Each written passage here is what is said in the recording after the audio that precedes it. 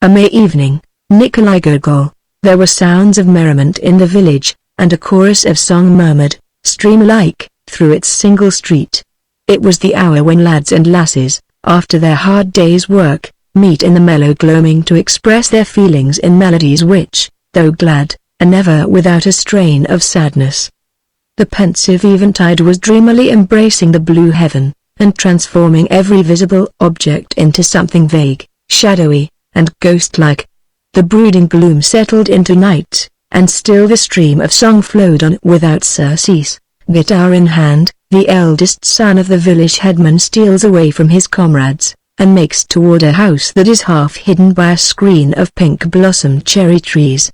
As he walks, the young Cossack strikes a few notes on the instrument, and steps a measure to his own music.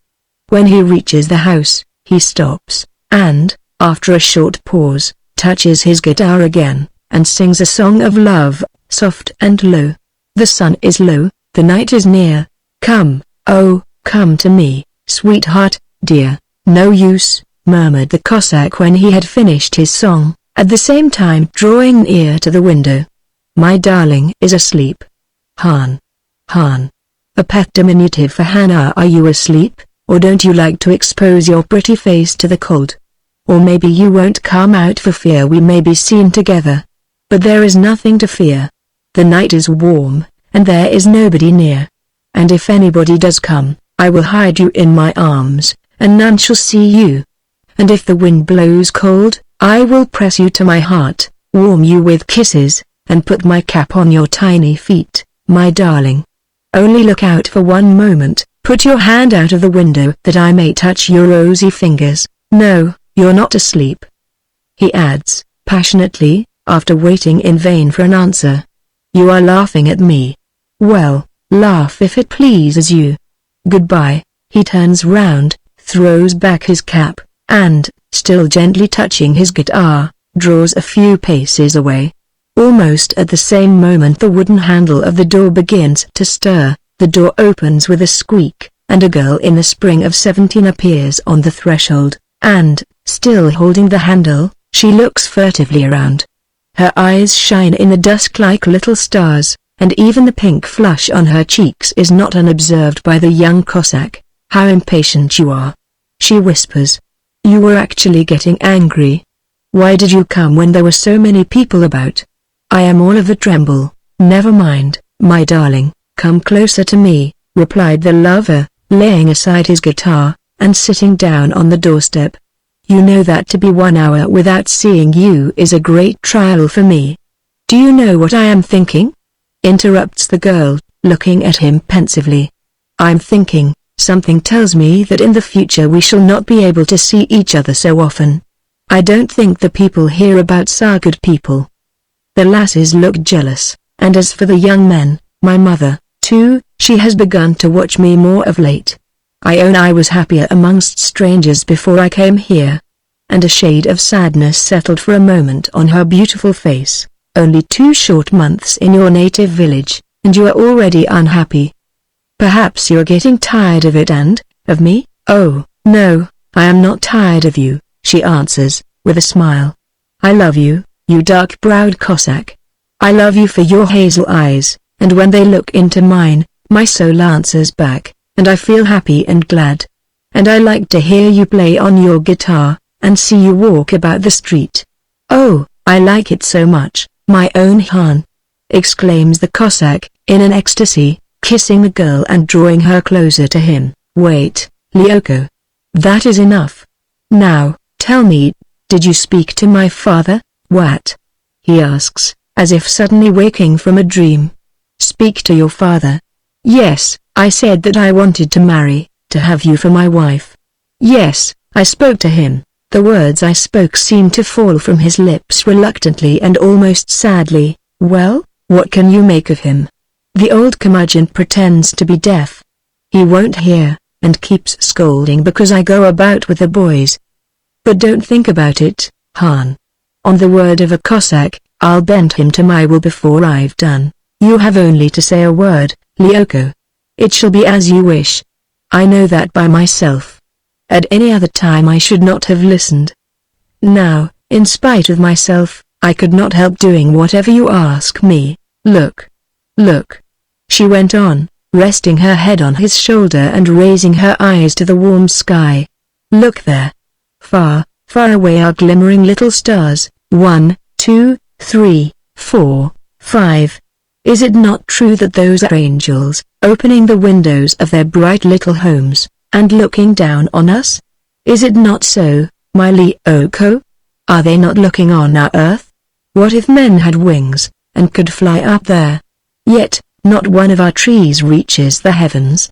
Still, people say there is a land where grows a tree whose topmost branches touch the sky, and that, on Ascension Day, God comes down by it to earth. No, Han. God has a ladder which stretches from heaven to earth. On Ascension Day holy angels let down this ladder, and, as soon as God puts his foot on the first rung, all evil spirits take to flight and fall headlong into hell. That is why, on the Lord's Day, there are no evil spirits on earth. How gently stirs the water, just like a babe in a cradle, says Hannah, pointing to a pool hard by, begirt with weeping willows, whose melancholy branches drooped in the water. On a hillock near a pine wood, slumbered an old wooden house, with closed shutters. The roof was covered with moss and weeds. The windows were half hidden with apple trees. The dark pines veiled it with shadows and gave it a weird and spectre-like look. I remember as though it were a dream, went on Hannah, keeping her eyes on Lyoko, that long, long ago, when I was very, very little and lived with mother, I used to hear terrible stories about that house. I am sure, Lyoko, you know all about it. God be with it, my darling. Don't mind what old women and fools say. You would only be frightened and would not sleep if I told you. Oh, no, go on and tell me, like a dear good boy, she said, throwing her arms round his neck, and pressing her cheek to his. You don't love me, I know you don't, you only pretend. You have another sweetheart, I am sure you have. You must tell me about the old house. I shall not be afraid, and I shall sleep all the same. But if you don't tell me, I shall not sleep a bit. I shall be thinking all the night through. Do tell me, Lyoko. I shall think soon that what people say is true. Every woman is possessed by her own peculiar devil of curiosity. Well, listen. Long, long ago there lived in that house an old man, who had an only daughter.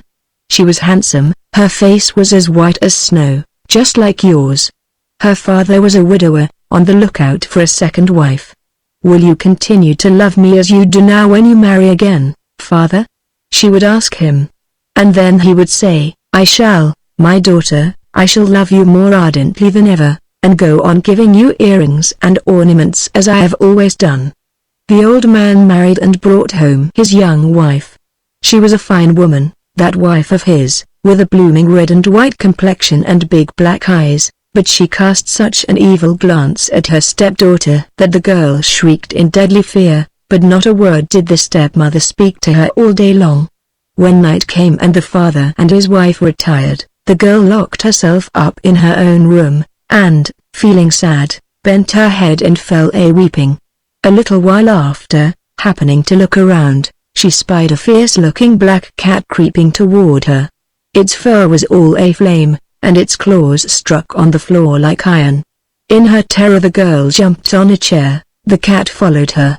She sprang into bed, the cat sprang after her, and, flying at her throat, began to choke her. Tearing the creature away, with a cry she flung it on the ground, but the next moment it was again crawling toward her, its savage eyes burning with rage.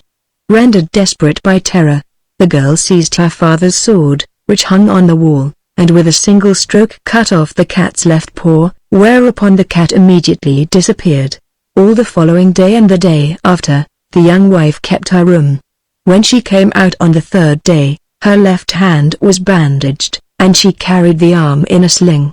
Then the poor girl knew that her mother was a witch, and that she had cut off her hand. On the fourth day the old man ordered his daughter to hew wood, draw water, and scrub the floors, as if she was a menial servant or a common peasant.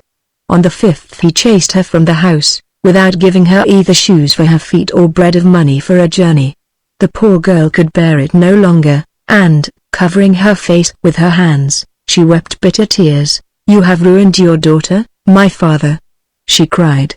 "The witch has cast her spell over you, and wrecked your soul. May God forgive you. As for me, he has not willed that I should remain much longer in the world. And look," went on Lyoko, pointing toward the house. "Do you see that high bank? Well, from that bank she threw herself into the pool, and since then she belongs no more to the world. That, Han, is what the old folks say, but they say so many things. The present owner wants to sell the house, and they talk about turning it into a brewery. But I think I hear voices. The lads and lasses are coming home. Good night, darling, don't think about that old woman's tale. I dare say it is all nonsense." And then, after embracing and kissing her, he went away. "Good night, Lyoko," answered Hannah, whose gaze was still fixed on the dark pine wood. As she looked, a great fiery ball rose slowly from the shadows, and seemed to fill the earth with a triumphant splendor. The pool was lighted up with a shower of sparks, and the pine wood on the hill began to stand out from the background of dark green.